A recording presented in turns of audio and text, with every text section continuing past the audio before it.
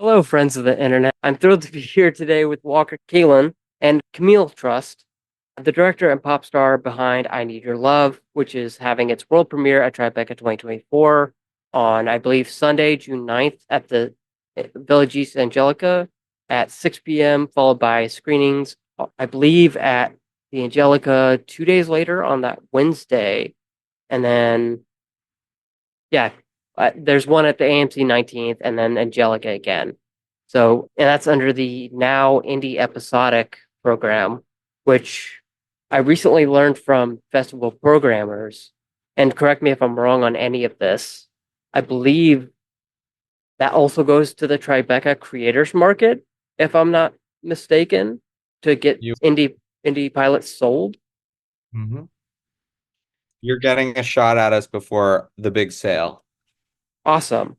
And for those who want a little bit more info on I Need Your Love, here's a brief synopsis from the Tribeca website itself. It's a bittersweet comedy about pop singer Camille's struggle to make a name for herself in New York's.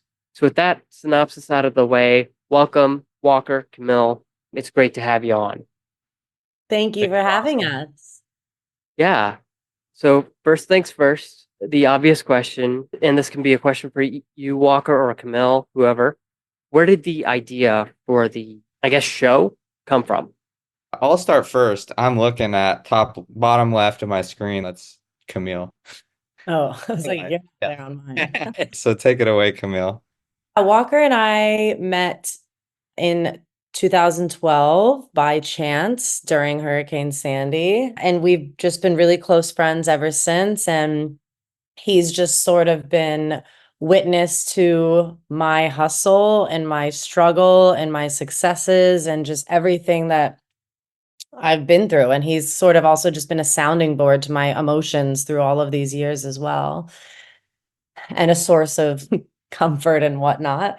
But yeah, so I think then last year he sort of came to me with the idea of, well, he's always been a filmmaker, and I've always just been like, we've never worked together until last year. And of just with this idea of like, I was always telling him, like, you let me know when you're ready to do something starring me, but I didn't realize it was actually going to be actually me. So yeah, he proposed me with this idea and had a rough sketch of an episode or what the arc was going to be, and then we finessed it together. My feeling is my background is in writing, and that's always been the most important thing to me. And my way into the world of film and theater has been through writing. And to get things produced as a writer, especially if you're a writer who is not prominent or famous or have lots of big credits to your name, it's really hard to get things made. So even if you can option something or make little deals here and there, a lot of the vast majority of work just never gets produced. And so I was feeling really frustrated about that and wanting to take things into my own hands and to acknowledge that I feel frustrated and insecure about where I want to be making things. And I don't feel like that I've done that to the degree which I would like to, and I think I'm capable of. Been very close to Camille and observing her for the past decade plus. It's a much more public way of creating art that she does. And as an independent artist, she has to wear so many hats for her own career. She doesn't have a like 20-person team around her to make things happen. She has to make it all happen on her own. And she has to do that in front of an audience, literally. So I could really empathize with her.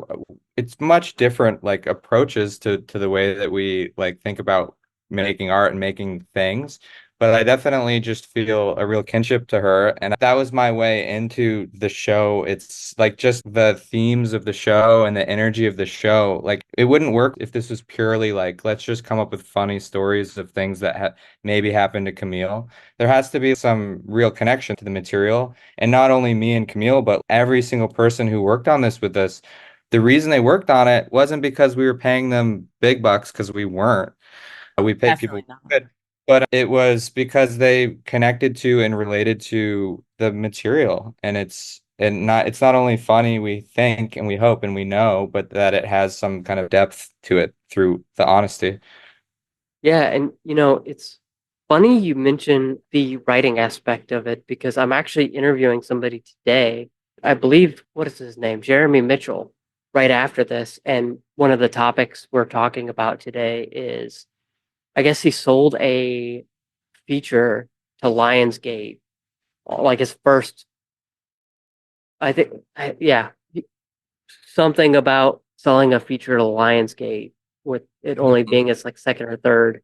So I'll Mhm. definitely have to ask the different side of that for him because, yeah. Anyways, I just thought that was interesting, Just given that interview I have today. But going back to you, Camille, I know a lot of this is kind of, I don't want to say stories from your career, but it's obviously inspired by, I'm sure, a lot of the stories from your career. How did you come into this as a musician, trying to kind of relay these stories and also kind of jumping off what Walker said, how you two work together to kind of adapt those stories in a way that makes sense for, I guess, this format. Yeah, I think because I mean, my college degree is in theater. So I definitely studied acting in university and I did like student films and such. So I have some sort of idea of how to like act on camera. I think the stories that we wanted to create again are just stories that we feel are relatable and stories that can sort of resonate with people with these themes of vulnerability and self-doubt. And I think something that's important to note too is in the series, like, it's not like, and then this crazy thing happens and she gets the part, like that doesn't happen. And think about the fucking 95% of people that are still out there struggling for their life, still just holding on to this dream and being like, I hope to God one day this happens for me. Because honestly, I have no other choice. So I'm doing it, if do or die, baby. And so I sort of just want to show that and sort of, yeah, I think, yeah, kind of echoing what Walker was saying about vulnerability and just making things resonate with people. Brain is rebooting, so give me a minute. Yeah, but my final question would be, um, again, another obvious one as it was the first one, but this is your world premiere. Congratulations, by the way, if I didn't already say that. And but the question is like, what do you want the general audience who's maybe not looking at this for distribution, the general public is what I mean there. What do you want them to take out of it? I know you talked about the relatability of the stories therein, and that how does it feel to be at Tribeca? You know? Walker? Tribeca feels amazing. Everyone there has been incredibly generous and supportive of us, and the festival hasn't even started yet. So I am super grateful. I know that Camille is as well. How do we want people to respond to this? I mean, besides just like snorting their milk, spitting the milk out of their nose from laughing, which we hope we hope it's And snorting funny. milk. Just It's gotta be funny, but like no. We want this story to connect. I know this already, and that it connects with people from very different like worldviews and very different walks of life. And it's not this is not a show for people like in the music industry. That's, it happens to feature a lot of music industry stuff, but that's like not who the show is for. Great if they like it, but the show is for people who are like open to flawed, complex, and hilarious characters. Camille. yeah, I think echoing everything you're saying for sure. And I think it's really special and not always done where the person who's telling the story is who it's actually happening to and they're playing themselves. Obviously, that just happened with Baby Reindeer, which was extremely amazing, but you don't see that so often where they're truly playing themselves and they're truly reliving the character. And we're sort of introducing that theme as well with this and trying to do that too. And it's vulnerable, it's real, and it's 100% honest. And I just know that honesty really cuts through. You got to go to the heartstrings, baby. But also, I'm a funny gal, so might as well use that too. Awesome. Oh, I know we're running short on time, but I want to thank you both for taking the time out of your day.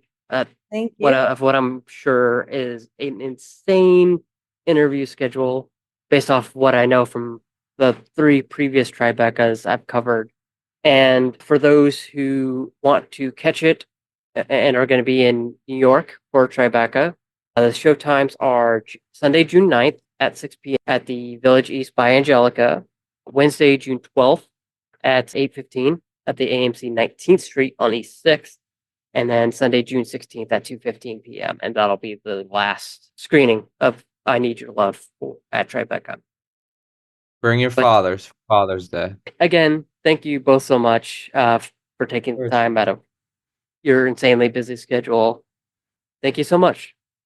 Thank you, Austin. So lovely to Yeah. meet you.